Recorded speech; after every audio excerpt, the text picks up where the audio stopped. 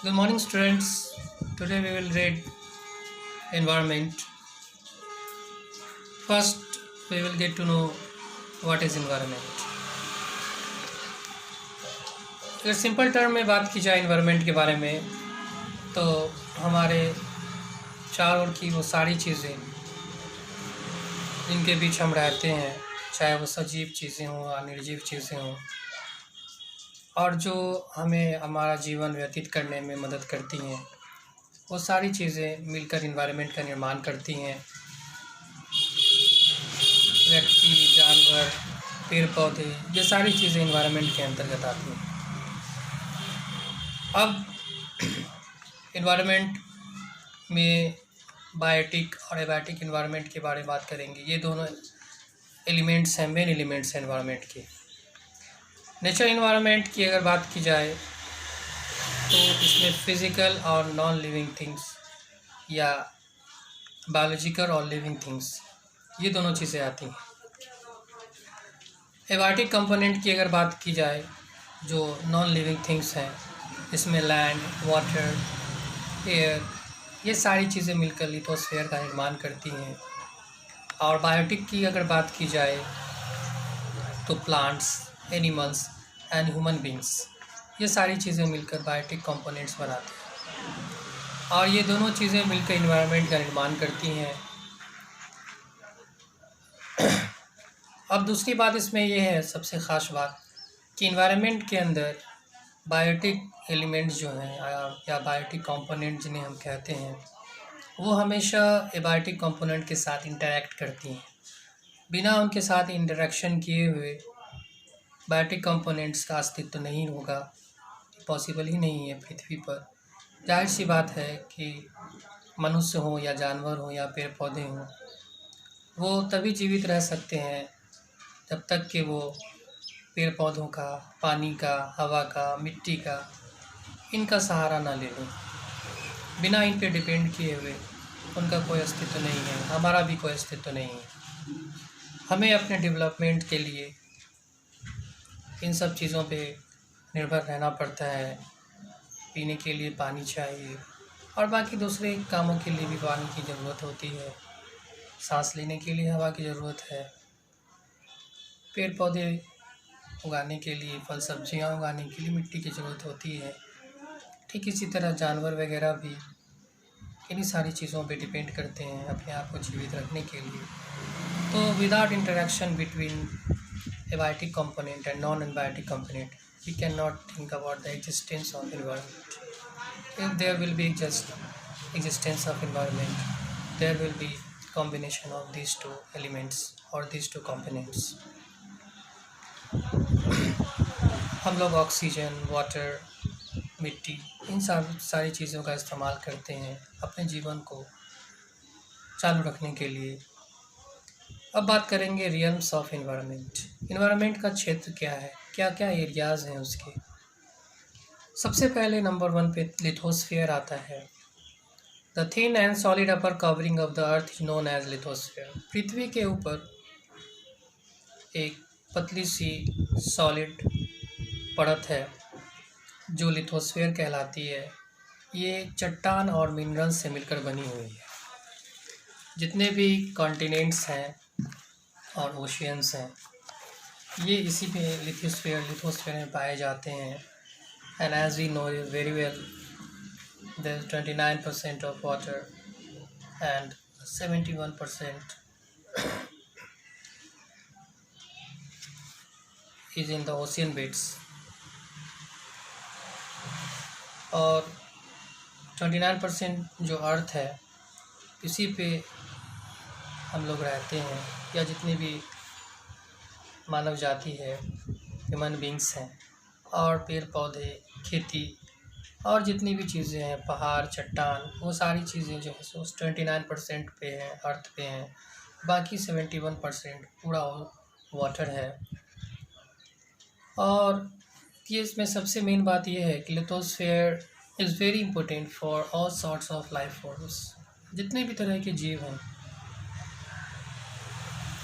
चाहे वो इंसान हो, जानवर हो, पेड़ पौधे हों, कोई भी हो, उसके लिए लिथोस्फीयर बहुत ही ज़्यादा इम्पोर्टेंट है। ये हम लोगों को भोजन प्रोवाइड करता है।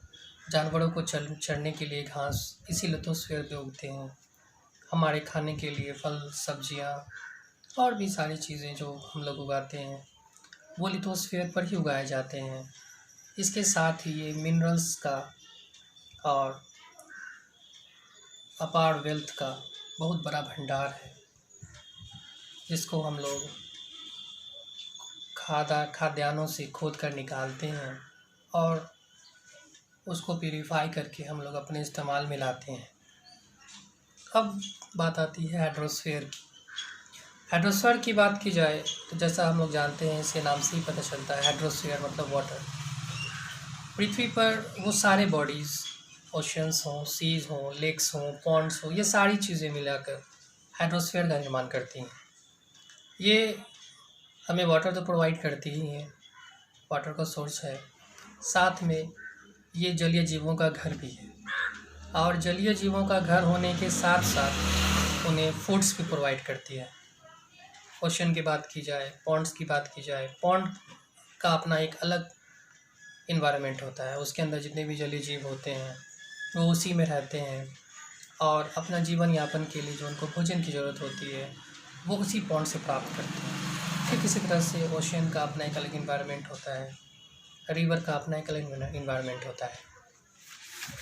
हम लोगों को पता है कि पानी सिर्फ जीव जंतुओं के लिए नहीं और मछलियों के लिए नहीं और जलीय जीवों के लिए ही नहीं, बल्कि हम लोगों के लिए भी बहुत ज़्यादा ज़रूरी है, बहुत महत्वपूर्ण है। बिना पानी के we can not think about the existence of human beings, even we can not think about the existence of life on this earth. अब बात आती है एटमॉस्फेयर की। एटमॉस्फेयर के बारे में हम लोग बचपन से पढ़ते आ रहे हैं कि हमारे पृथ्वी पर एक मोटे चादर की तरह गैसों की एक परत है, जिसको ग्रेविटेशनल फोर्स ने रोक रखा हुआ है, जिसकी वजह से वो थमा हुआ है। और ये मोटे चादर की गैसों की जो परत है, ये हमारे पृथ्वी के ऊपर एटमॉस्फेयर का निर्माण करती है, जिसमें 78% नाइट्रोजन है, 21% ऑक्सीजन है और 1% के अंतर्गत जो है सो बाकी और गैसेज या इनर्ट गैसेज, आर्गन, हीलियम, ये सारे गैसेज जो हैं उसमें पाए जाते हैं। It also contains dust, water vapour and other elements. इसके अलावा एटमॉस्फेयर में धूल कण भी मिले हुए हैं, पानी की बूंदें भी मिली हुई हैं वाष्प के रूप में, और इसके अलावा और भी कुछ एलिमेंट्स उसमें मिक्स्ड हैं। ऑक्सीजन जो एटमॉस्फेयर में प्रेजेंट है, ये पृथ्वी पर जीवन प्रदान करता है। हम लोगों को पता है कि जितने भी जीव जंतु हैं, पौधों को छोड़कर वो ऑक्सीजन लेते हैं और कार्बन डाइऑक्साइड छोड़ते हैं, और ठीक इसके विपरीत पौधे कार्बन डाइऑक्साइड लेते हैं और हमारे लिए ऑक्सीजन एक्सक्रिएट करते हैं। अब हम लोग जैसे जैसे ऊपर जाते हैं, ऊंचाई पे चढ़ते हैं, वैसे वैसे एटमॉस्फेयर का जो लेयर है वो पतला होता चला जाता है, और पतला होते होते होते जब हम बहुत ज़्यादा ऊपर चले जाते हैं तो एटमॉस्फेयर वहाँ पे ख़त्म हो जाता है, जहाँ से अंतरिक्ष, जिसको हम लोग स्पेस कहते हैं, वो शुरू हो जाता है। एटमॉस्फेयर 5 पार्ट्स में बांटा गया है। इनके बारे में हम लोग आगे चर्चा करेंगे। 5 लेयर्स हैं इसके। एटमॉस्फेयर सभी जीव जंतुओं के लिए बहुत ही ज़्यादा महत्वपूर्ण है, और एटमॉस्फेयर में हमेशा चेंजेस होते रहते हैं। क्लाइमेटिक चेंज, वेदर में चेंज होते रहते हैं। एटमॉस्फेयर में ओजोन लेयर है, जो सूरज के बड़ा बैंगनी किरणों, जिनको अल्ट्रावायलेट रेज कहते हैं, these rays are extremely harmful to our skin and to all the living beings on this earth. If there will be no ozone layer in the atmosphere, the existence of human beings and plants and animals will finish on this earth. It prevents earth from becoming extremely hot. ये जो ozone layer है, ये हमारे पृथ्वी को बहुत ज़्यादा गर्म होने से बचाता है, अगर ये नहीं होगा तो पृथ्वी इतनी ज़्यादा गर्म हो जाएगी कि सारी चीज़ें जलकर राख हो जाएंगी और सारी जीव जंतुओं का अस्तित्व जो है पृथ्वी पर से ख़त्म हो जाएगा। अब बात आती है बायोस्फीयर की। ये एक नैरो जोन है। पृथ्वी में लैंड, एयर, वाटर, ये सारी चीज़ें मिलाकर बायोस्फीयर का निर्माण करती हैं। इस पे जीवन है, हम लोग जो जीवित हैं, जी रहे हैं, या पानी में जो जीव जंतु हैं, जलीय जीव हैं, पेड़ पौधे हैं, जानवर हैं, ये सारे के सारे बायोस्फीयर के अंतर्गत आते हैं। यही नहीं, माइक्रो ऑर्गेनिज्म भी, जो छोटे छोटे सूक्ष्म जीव हैं, वो भी बायोस्फीयर का ही एक हिस्सा हैं। और ये सारी चीज़ें अर्थ पे, एनिमल्स, प्लांट्स, ह्यूमन बींग्स, ये सारे के सारी चीज़ें एक दूसरे के साथ इंटरेक्ट करती हैं। बिना इंटरेक्ट के ये सारी चीज़ें अपना अस्तित्व बनाए रखने में सक्षम नहीं हो सकती हैं। अब बात करेंगे what is ecosystem. A system consist of biotic and abiotic component is known as ecosystem. एक ऐसा सिस्टम जिसमें बायोटिक कंपोनेंट और एबायोटिक कंपोनेंट, जैसा कि मैंने पहले आप लोगों को बता दिया है कि एबायोटिक कंपोनेंट्स क्या हैं और बायोटिक कंपोनेंट्स क्या हैं। बायोटिक कंपोनेंट्स में सारे जीव जंतु, animals, plants and human beings आते हैं। एबायोटिक कंपोनेंट्स के अंतर्गत मिट्टी, पानी, हवा, सनलाइट्स, एयर, वाटर, ये सारी चीज़ें आती हैं। ये सारी चीज़ें मिलाकर इकोसिस्टम का निर्माण करती हैं। All this components in the ecosystem are inter related and interact with each other.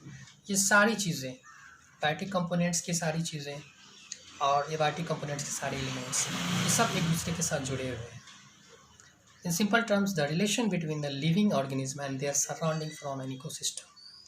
Simply अगर बात की जाए तो जितने भी लिविंग ऑर्गेनिज्म हैं इकोसिस्टम के अंदर, वो अपने आसपास के पूरे सराउंडिंग से संबंध बना के रखते हैं, इंटर रिलेट करते हैं और इंटरेक्ट करते हैं और एक दूसरे पे डिपेंड है पूरी तरह से। अब बात करेंगे मैन-मेड इन्वायरमेंट। नेचुरल इन्वायरमेंट के अलावा इंसानों ने जो दुनिया बनाई है, इंसानों ने जो इन्वायरमेंट को पैदा किया है, हमारे चारों तरफ buildings, furnitures, electronics equipments, computer, mobile phones और बहुत सारी चीज़ें जो हम लोग अपने चारों तरफ देखते हैं, जो इंसानों ने बनाई है।